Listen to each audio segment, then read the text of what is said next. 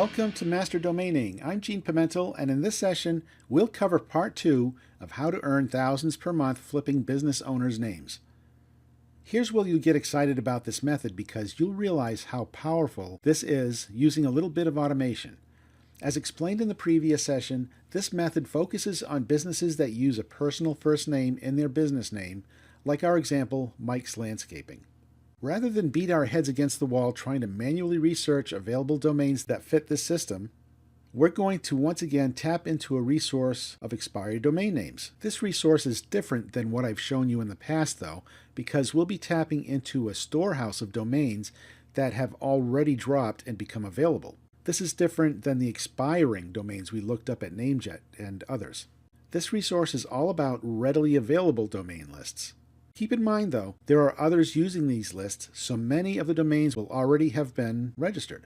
That's perfectly fine though, as there are millions still waiting to be registered. The resource we'll use for this is a website called expire.biz. Let's take a look. So here we are at expire.biz, expire.biz,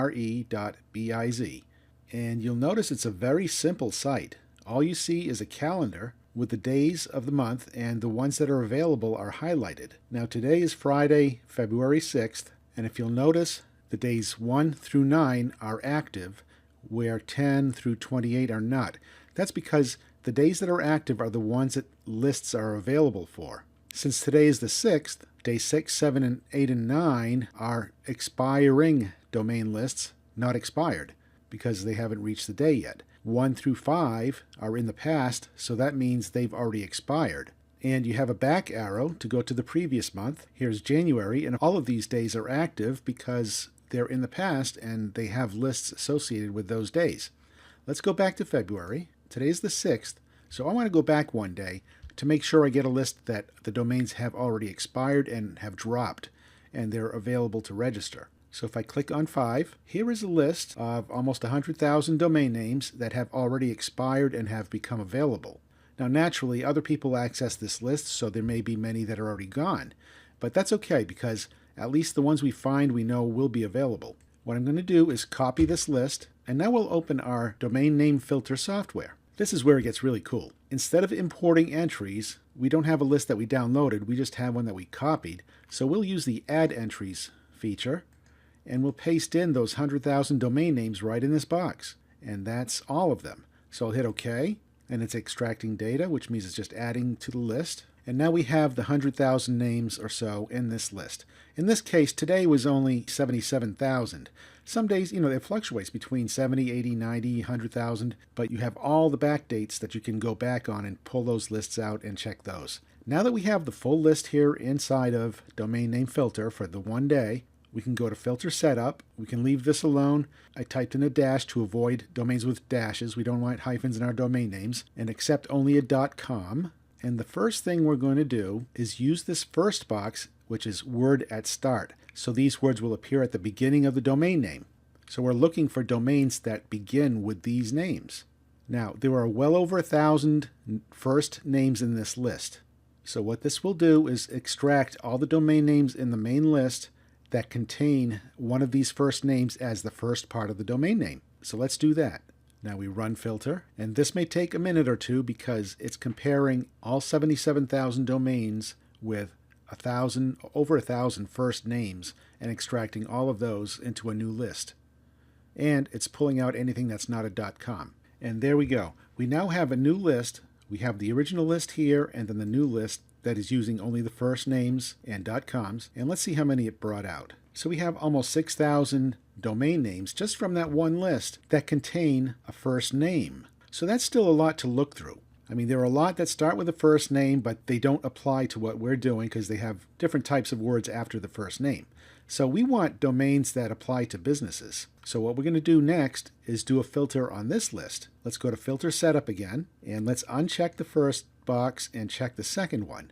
In this box where it says Word Anywhere, type in the different industries that you want to check for. Now you can have a list of several hundred or even 1,000 different industries here, but for the purpose of this example, I've typed in 6 different keywords that apply to businesses. So let's check this list for these keywords. Now what it's going to do is give us all the domains that start with the first name and contain one of these words. Hit Run Filter.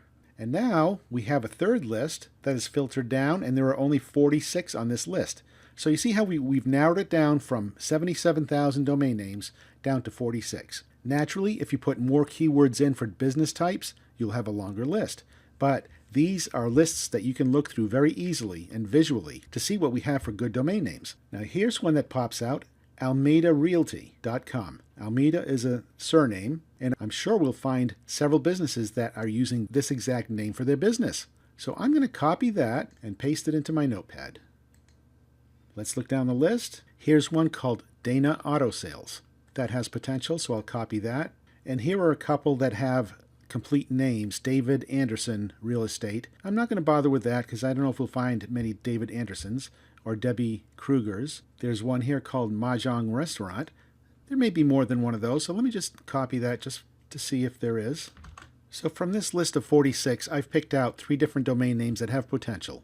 Now if I wanted to, I could go back to list number 2 and redo these keywords to different industries. But I'm not going to do that for this example. What I'm going to do next is show you what I do with these domain names now that I have them. I'm going to check this first one to see if it's available. And to do that, I go to whois.sc. And we'll paste the domain in here and search. Now you see it says AlmeidaRealty.com is for sale, but it doesn't mean for sale. It means the domain you are researching is available for registration. So that's great news. Now I want to check to see how many different Almeida Realties there are, or if there are some good prospects for this domain name. So I'm going to do a quick Google search by typing in Almeida Realty in quotation marks, and look at the list we have of Almeida Realties. There are quite a few of them. Almeida Realty Group, and that's funny, it's in my hometown, New Bedford, Massachusetts. Let's check page 2. And there are a bunch more listings. So this is a great domain name that I'm sure I can flip very quickly. So in the couple of minutes that I've presented this demo to you, I've made a couple of $100. Haven't made it yet, but I'm sure I'll be able to sell it. So there you have it. It's a system that's very easy to do. You have the software to do it now. Don't forget, you can download this software from the member perks area of masterdomaining.com. And remember, this small sample that I just showed you is from a one-day list of expired domain names using just a few of the keywords. Now, you notice that I had a list of over 1,000 first names that I used with this demonstration. I'm going to make that list available to you right now inside the member perks area. So all you have to do is copy the list and paste it into the box that I showed you. So have fun and start making some money.